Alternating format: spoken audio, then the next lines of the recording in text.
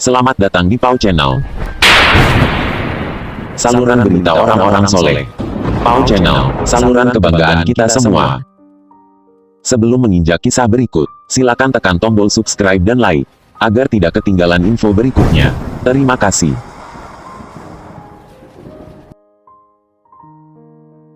Assalamualaikum warahmatullahi wabarakatuh.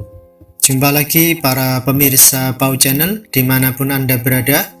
Kami selalu doakan semoga para subscriber dan pemirsa yang beriman selalu dalam keadaan yang sehat walafiat, dilancarkan rezekinya, terbebas dari segala macam hutang piutang, terhindar dari segala mara bahaya, terhindar dari segala macam fitnah dan tuduhan yang keji, dilancarkan urusannya, diberikan berkah hidupnya, keluarganya, dan tidak kurang dari sesuatu apapun.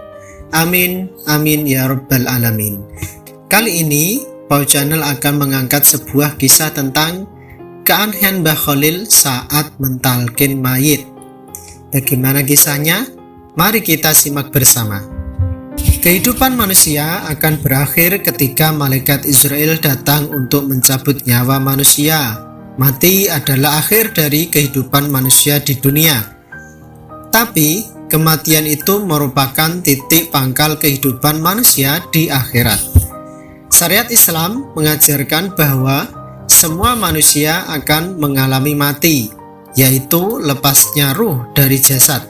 Akan tetapi, manusia tidak tahu kapan dan di mana ia akan mati. Orang yang meninggal dunia perlu dihormati, karena orang yang meninggal adalah makhluk Allah Subhanahu wa Ta'ala yang sangat mulia. Oleh karena itu, merawat jenazah adalah tugas manusia yang masih hidup.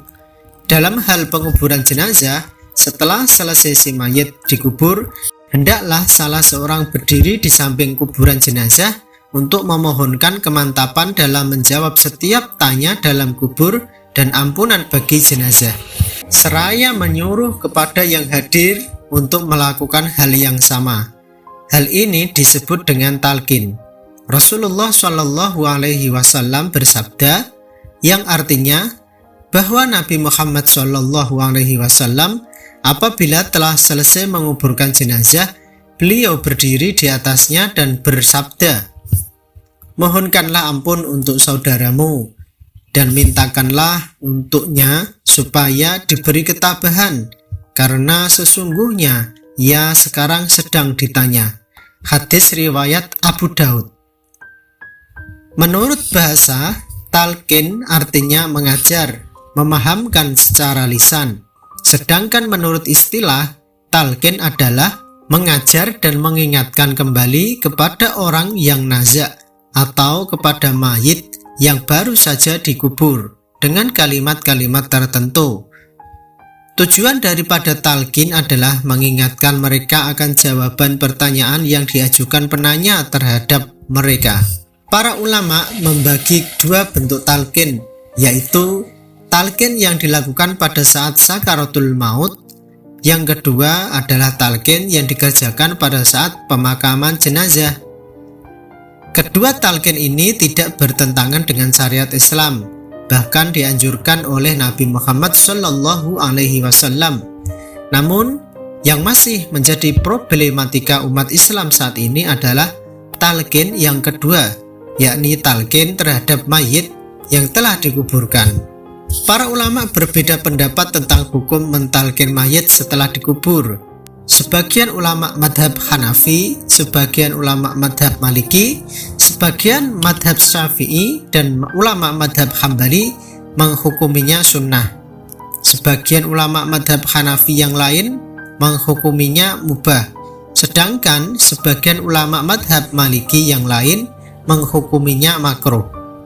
Dari ketiga pendapat di atas, tampaknya pendapat yang menyatakan kesunahan mentalqin mayit merupakan pendapat yang kuat, sebab didukung oleh hadis riwayat Abu Umamah bahwa Rasulullah Shallallahu Alaihi Wasallam bersabda, "Idza mata ahadum min ikhwanikum fasawwaitumit turaba ala qabrihi, falyakum ahadukum ala ra'si qabrihi." Summa liyakul ya fulana ibni fulana fa innahu yasma'uhu wa la yujibu.